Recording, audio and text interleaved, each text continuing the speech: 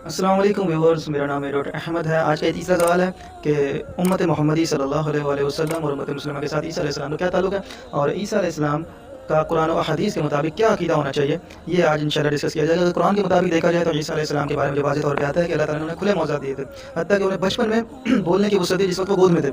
जिस वक़्त कोई बच्चा बोल नहीं सकता, लेकिन मरियम अलैहिस्सलाम ने उनकी तरफ इशारा किया तो वो बोल उठे। उसके बाद उन्हें जवानी में भी ऐसे कह लो कि मौज़ूआत अता किए कि खुदाई सिफ़ात के हामिल, कि उन्होंने ज़िंदा भी किया मुर्दों को और परिंदों का मट्टी का पुतला बना के उसे ज़िंदा कर दिया, अंधे को आँखें दे दी। आखिर में ये भी कहा कि भाई तुम घर में जो छोड़ा है वो भी मैं तुम्हें बता देता हूँ। वजह ये थी कि तुम उसकी सदाकत पे ईमान लाओ जिसने मुझे ये मौज़ूआत अता किए।